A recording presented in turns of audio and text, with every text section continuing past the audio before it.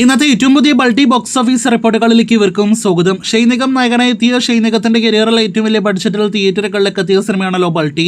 ഇന്ന് മൂന്നാം ദിവസം സിനിമയുടെ കേരള ബോക്സ് ഓഫീസിലെ ഏറ്റവും മികച്ച ദിവസമായിട്ട് മാറിയിരിക്കുകയാണ്.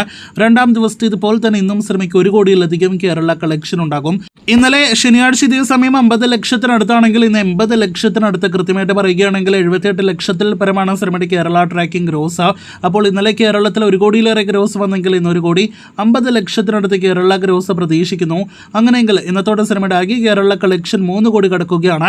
3 കോടി 25 ലക്ഷത്തോളം കേരള ഗ്രോസ് ആണ് ആകെ 3 ദിവസത്തെ ബൾട്ടി കേരള ഗ്രോസ് ആയിട്ട് പ്രതീക്ഷിക്കുന്നത്. അപ്പോൾ കേരളത്തിൽ ബൾട്ടി എന്ന സിനിമയുടെ ഹൈപ്പെല്ലാം തന്നെ വെച്ച് നോക്കുമ്പോൾ ഭേദപ്പെട്ട തുടക്കം, മോശമല്ലാത്ത തുടക്കമെല്ലാം തന്നെ നേടിയെടുത്തിട്ടുണ്ട്. എന്നാൽ മറ്റു മേഖലകളിലെ കളക്ഷൻ ഒന്നും തന്നെ ഇനിയും പുറത്തു വന്നിട്ടില്ല.